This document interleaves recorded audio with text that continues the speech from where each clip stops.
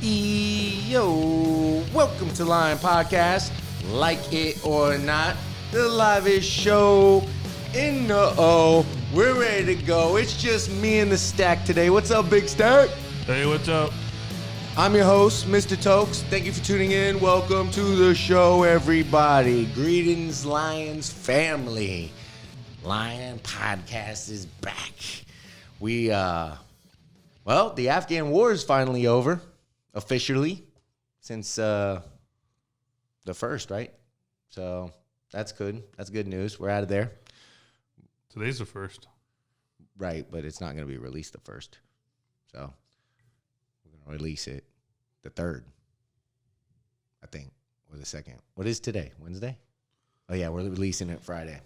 So, but still, nevertheless, it's the 20th anniversary of 9/11. So that's pretty much what we're going to be talking about today. We're going to go over what has happened before and lead us into what is, we're going to kind of double back and go back to 9/11, the day itself, and talk about some interesting stuff and hopefully some stuff you guys weren't aware of. But we need to reopen an investigation. But we're going to start off with a moment of silence for all the people that sacrificed, lost their lives, since we're finally out of there. And yeah, let's do it.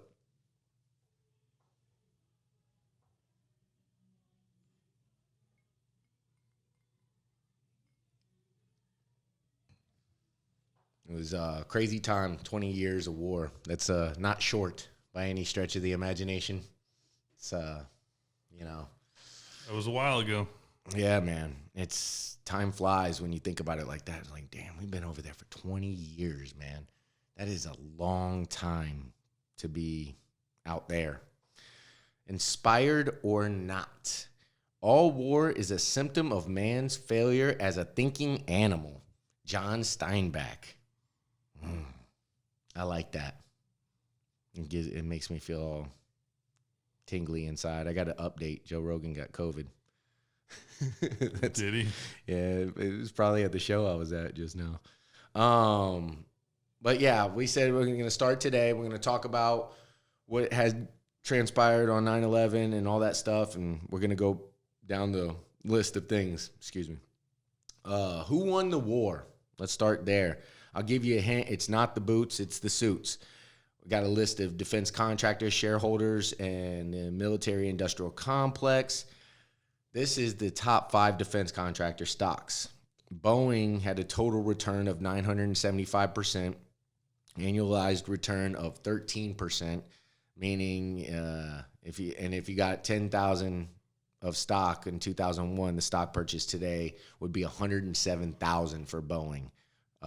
That's ridiculous because 1% of all the shareholders, or 1% own 2/3 of all the shares. So that's that's what they do. They're just major stockholders and they profit off this. It's incredible. And it's important also to notice the board of directors, because they all include, it's all military. Board of directors for Boeing is one former vice chair of Joint Chief Staff, one former Inspector General, Air Force, one former Navy Chief of Naval Operations, and much is the same for everybody else. You got Raytheon here, total 332%, annualized return 8%. If you bought 10,000 of stock in 2001, stock purchase today is 43,000. Board includes one retired Air Force General, one retired Navy Admiral, one former Deputy Secretary of Defense. You get the deal. Lockheed Martin's same thing, but this is an absurd amount. Total return was 1,235%. Unbelievable. 10,000 today, 10,000 stocks for 2001, you get 134,000 for it today. Board includes one retired Air Force, one retired Marine Corps General. General Dynamics had a 625% return. Another one worth mentioning, Northrop Grumman, they had a 1,196% return. Board includes one Navy Admiral, one Air Force General, and this was all a study out of Brown's University Cost of War Project study. So that, so now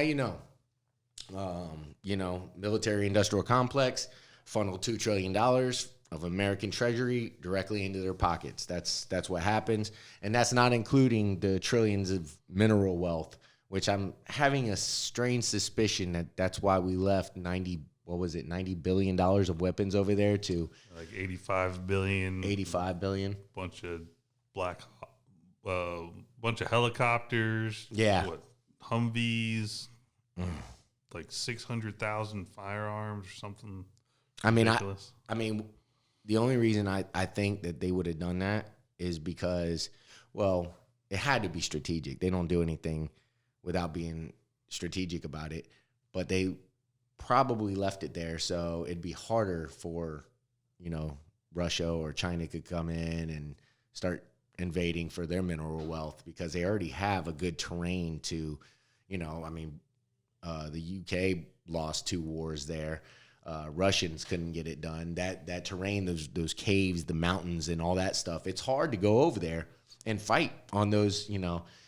There was a thing about Osama bin Laden. I think he wanted to help out in Kuwait or something because he is from Saudi Arabia or was from, whatever you want to say, and he wanted to help out in Kuwait. And they were like, the Saudi, prince was like, "There's no caves over there. You guys will not win. We don't need your help. Get out of here." So that's basically real. That's the truth, though. And if that isn't enough, this is a direct quote from the 3-star Army general who served at the White House Afghanistan czar during the Bush and Obama administration. He said, "We were devoid of fundamental understanding of Afghanistan. We didn't know what we were doing." That was back in the Bush and Obama administration. So that just shows you how far back dated it goes to where they really didn't have a clue what the hell was going on in that war while they were lying to us the whole time, telling us that they were making progress and all this and that. And mission accomplished. Mission accomplished. And he goes on to say, well, what are we trying to do here? We didn't have the foggiest notion of what we were undertaking. If the American people knew the magnitude of this dysfunction, thousands of lives lost, who will say this was in vain? So, I mean, there's documents that come out. There's a lot of soldiers that are coming out, all types of soldiers. There was a Marine that just got, he wanted to speak up and say and hold his seniors accountable for what transpired out there, and they dismissed his ass. They said, see you later, man. You want to make a little video? Mm-hmm. You're out of here. Done. I mean, what's the point, I mean, you saw the profits of all these, military industrial complex guys making all that profit. It says here, every data point was altered to present the best picture possible. An Army colonel who served as a senior advisor to the U.S. military commanders in 2013 and 2014 told government interviewers, meaning they lied. And look, I want to stress this. I am not upset at the military personnel.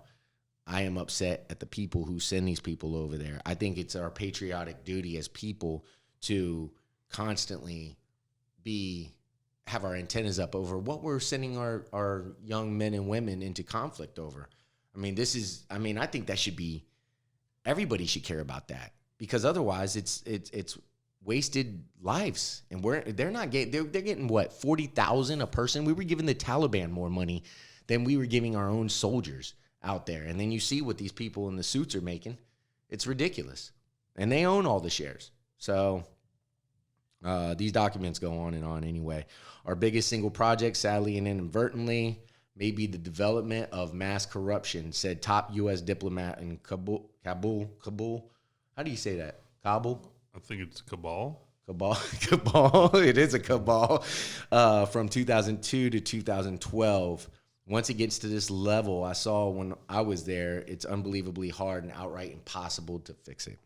So, and then one more interesting stat. The United States has allocated hundreds of billions of dollars to build up Afghanistan, more than it spent adjusted for inflation to revive the whole Western Europe with the Marshall Plan after World War II. You pretty much get the picture. That's insanity. Now we're going to go back to the day of 9/11 and see if we can take the new information that we got now that it's over and apply it to the unanswered questions in history from the worst day on American soil ever.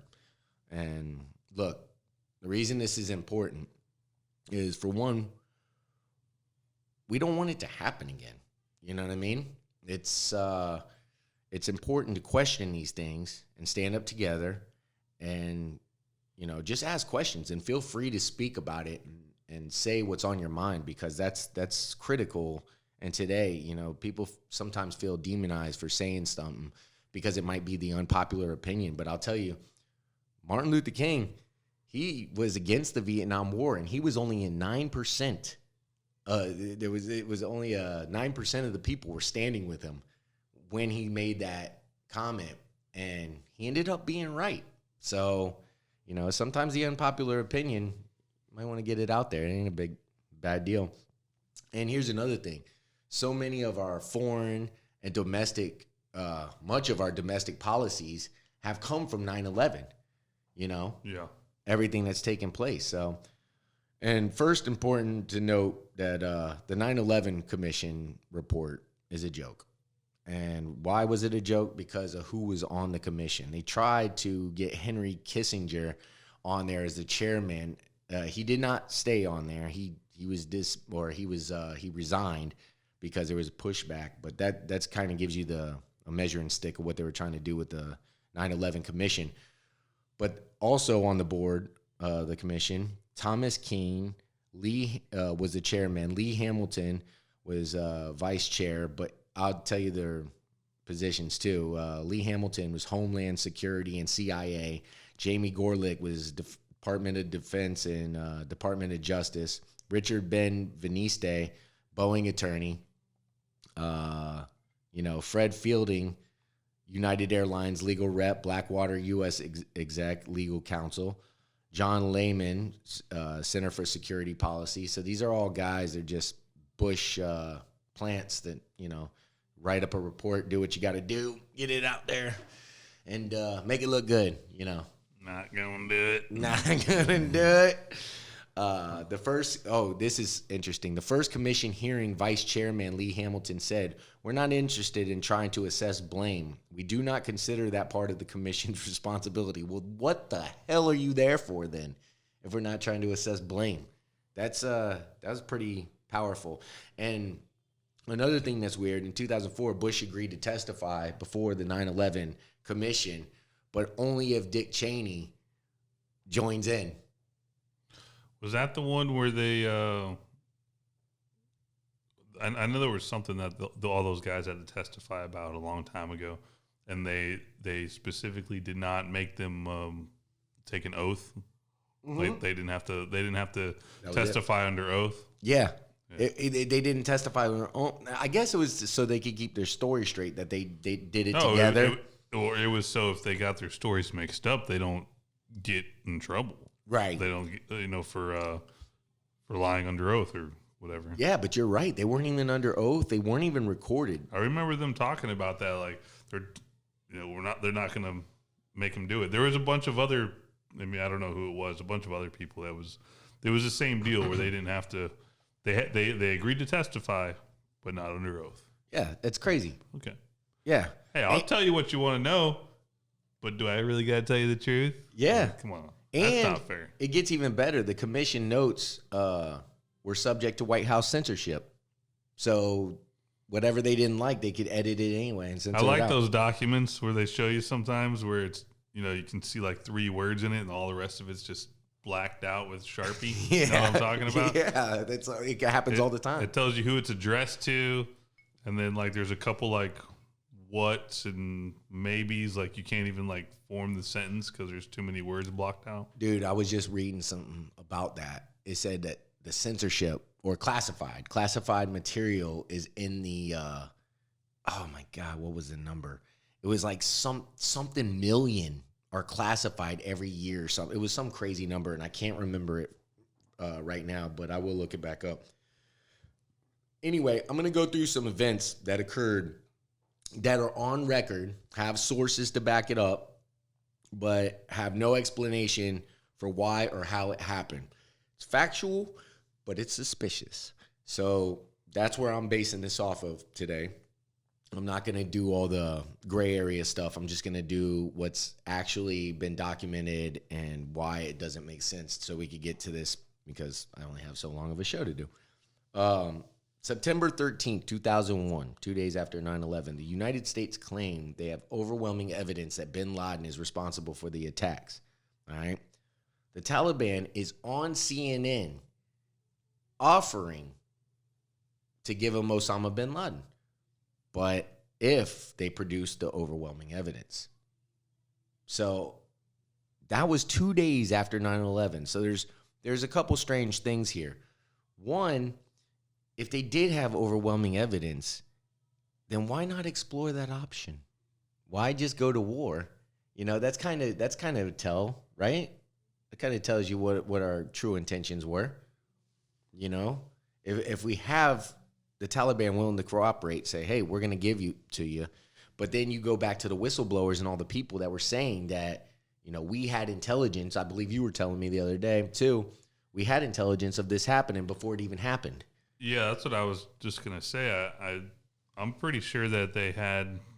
I don't know if they knew that it was going to be the Twin Towers or not. I don't remember specifically from what I heard back then, but they knew that there was going to be some sort of attack, and it was going to, and bin Laden was involved with it, right? And it was going to be in New York. Like they knew those details. I don't think it was pre-known about it being the Twin Towers, but they knew that there was going to be an attack in New York, and it was going to, and like they knew like a round time frame. It was Condoleezza Rice, I believe, and it was a presidential briefing, is what I heard. But I mean, that would make sense. They're probably trying to say, hey, we have overwhelming evidence, whatever. But I know our government had some whatever dealings with his family. Like I don't know what business they were in together. Right. Like I don't know, opium, or I don't know what their dealings were, but I know we were in business with the bin Laden family. Well, it probably related to his 54 siblings, because he was one of 54 kids, and he's from Saudi Arabia. His dad was Muhammad, and he had his filthy rich because he worked with Chevron to get all that oil out of Saudi Arabia. We went over there and we started, I think it was Chevron, but we did business with them way back when, dude. So probably that is, and that's why he had so much damn money. But you're right, he did have family here and all kinds of weird shit. Anyway, it was just overwhelming evidence, so I don't know why we didn't go about it that way. And then another weird thing was the FBI most wanted for bin Laden. It reads Osama bin Laden is wanted in connection with August 7th, 1998 bombing of the United States embassies in Tanzania and Nairobi, Kenya. These attacks killed over 200 people. In addition, bin Laden is a suspect in other terrorist attacks throughout the world. It did not mention 9/11. So the chief of the investigative publicity for the FBI, Rex Toom, was asked why 9/11 wasn't on the most wanted poster for bin Laden. His reply was, this is also documented, it's not mentioned because the FBI has no hard evidence connecting bin Laden and 9/11. So I thought that was weird too. But before we go any further, if you're one of the people that says, my country, my government, they wouldn't do that to people, they wouldn't set us up to fail, they wouldn't have any involvement in some particular thing, trust me, I know a lot of people like this. There's no way, right? I would suggest you look into history, because I have a few things here that I'll just remind you. Operation Northwoods. What was Operation Northwoods? This is also public information, so you could look it up wherever. It's all there. Signed off by all the top U.S. military leaders, it involves simulated acts of terrorism in the U.S. cities. 1962, they were trying to foster support for an invasion of Cuba. So the developmental plan reads, quote, casualty lists in U.S. newspaper would cause a helpful wave of national indignation. ABC News, U.S. Archives. It goes on to say, develop a communist Cuban terror campaign in the Miami area and other Florida cities or in Washington. They also mentioned the possibility of blowing up a U.S. ship in Guantanamo Bay and blaming Cuba, swapping a remote-controlled drone with a civil aircraft and blow it up over Cuba, also blaming Cuba, staging fake attacks on the U.S. base in Guantanamo, paint a F-86 to look like a Cuban MiG, and harass civilian airliners. Like I said, this is all public information. That's Operation Northwoods. Not to mention the Gulf of Tonkin, right? They lied us into the war at Vietnam. That's also documented in public information. They lied us into the Iraq war. Many people know this. I think it was reported there was like 1,000 lies or something like that they told on camera about the Iraq war before they went in there. Weapons of mass destruction. I'm sure you guys are aware of that. They admitted that, and they even made jokes about it at the Correspondents' Dinner. Bush did. So, and now we all have a warm spot in our hearts for Bush again, even though he's a war criminal.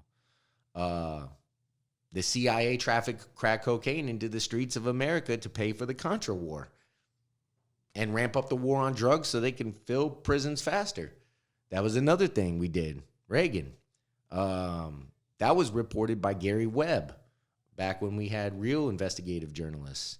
If he didn't report that, it would have never got out.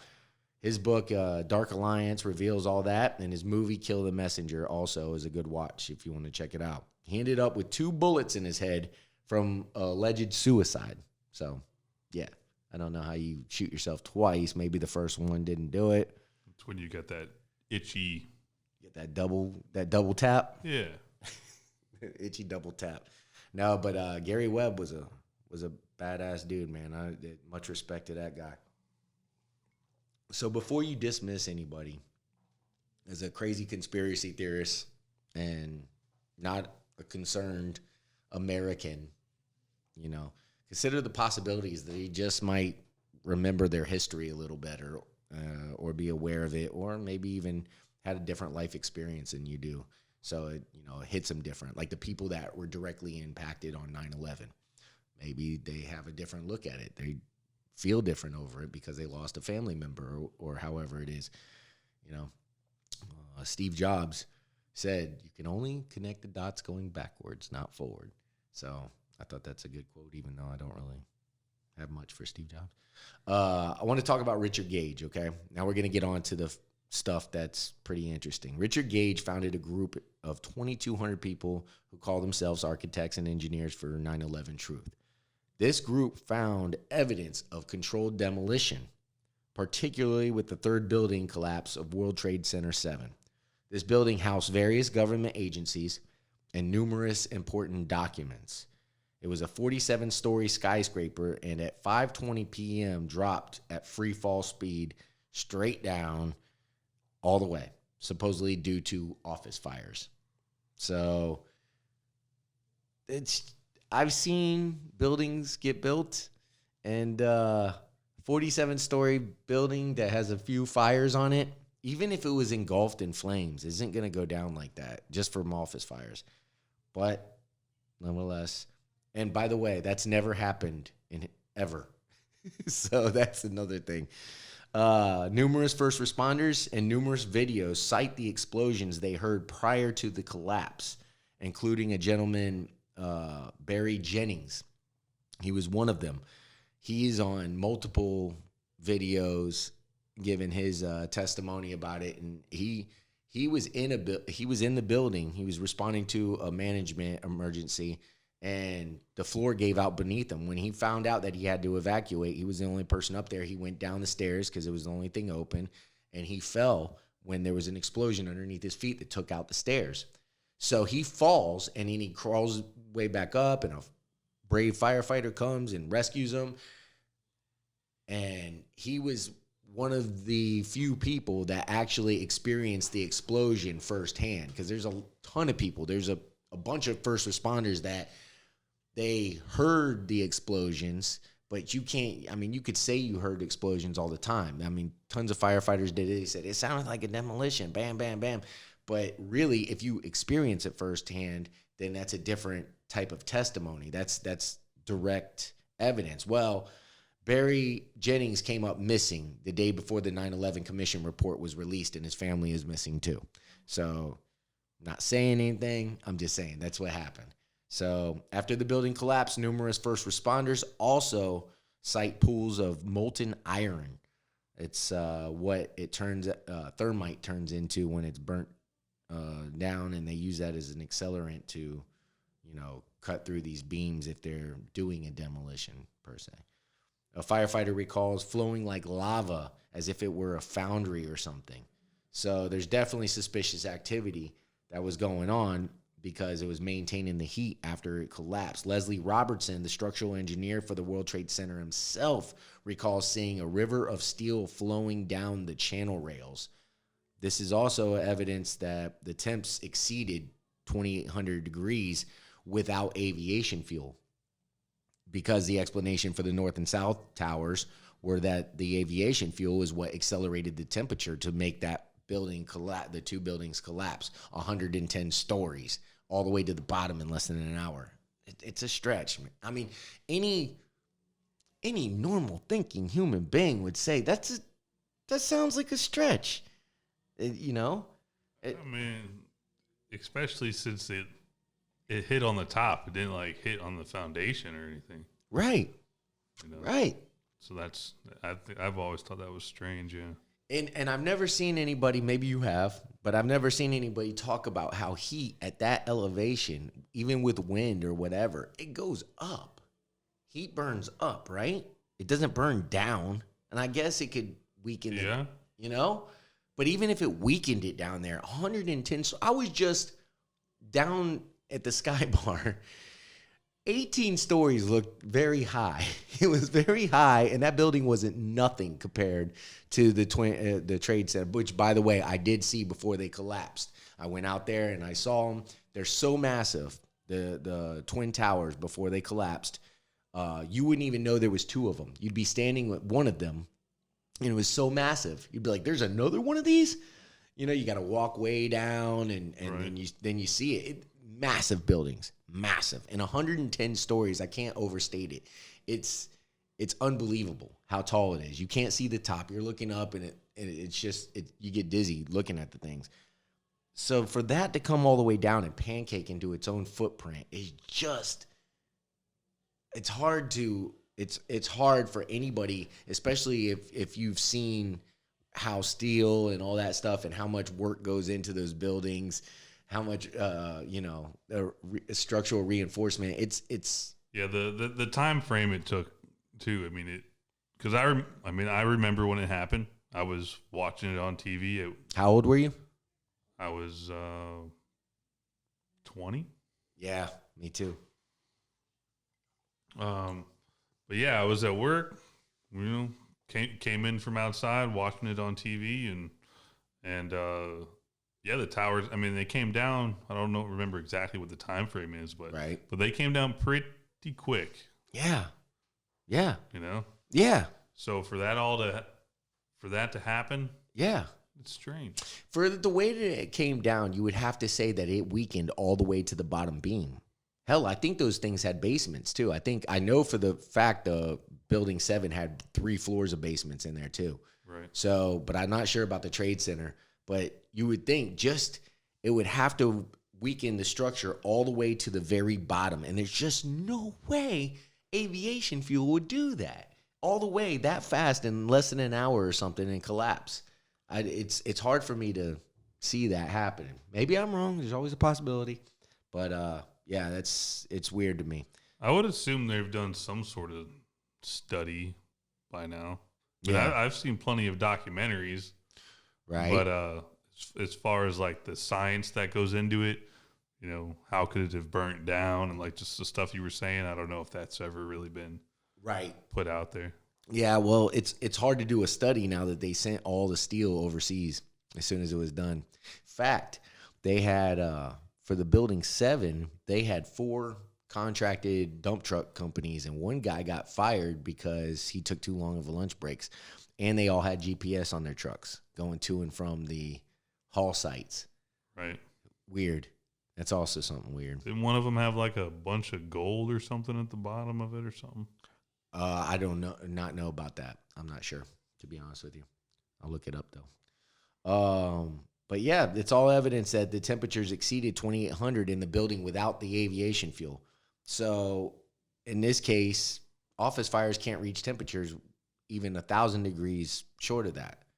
So, and this is what many believe is the ultimate contradiction in 9/11. That and the fact that CNN and BBC literally released a report that the Building 7 had collapsed, and it's standing up right behind them as they're doing it. They're like, Building 7 has collapsed, and it's still back there right behind them. Have you seen those videos? No. There's two of them. BBC and CNN both did it, and they reported that it collapsed. That's crazy. That's crazy. I mean, how could you be when I heard that they were having the what do you call it, the training whatever, what did they call it? Yeah, the war games things or yeah, whatever. some kind of training thing to where that's why the planes didn't get shot down when they got that close to the city, right? Because they thought it was part of the training exercise. Yeah, and the training exercise was to train if a terrorist attack happened. Yeah, it was exactly the same training exercise. I mean, oh my God, that's like, you can't that's too coincidental. Coincidences like that don't happen. Right. Coincidences are you bump into somebody at the store twice, yeah, and go to the next store, and then you see them again. What a coincidence! All those different variables coming together like that. That's not a coincidence. Yeah, man. It's too many things. Yeah. No matter what it is, it's like if your girlfriend's cheating on you or some shit, and you see her 2 different places, and you're like, man, I don't want to believe that. I don't want to believe it, but at some point, you have to question it. You have to be like, I keep seeing her at this motherfucker's house. there might be something happening here. I don't know. At first she was just dropping off some. You say he's just a friend. You say he passed away, man. Bismarcky, rest in peace. But yeah, dude. Yeah, you're right, dude. And I'm not even getting into that because that's all over the place. But it's a good point, dude. The whole thing about they were just busy that day. Any other day, they would have been 5 minutes, 10 minutes, and they're right on the tail of any plane. The president's reaction when he was told. The president's reaction was awfully slow. He was reading a book to some school kids in an elementary school. Yeah. They whispered it in his ear, and he was just like, Yeah. And so the wolf blew down the house made of sticks. And said, "You're not going to get me." Yeah. He looked up in the air for 2 seconds. Whatever book they were reading, he had no reaction. It was right. It was not a surprise. Right. He was not scared. Right. He knew it was business. He already knew. This is what Dick told me was going to happen. Well, this is what happens when Dick holds your dick. All I heard was cha-ching. Yeah.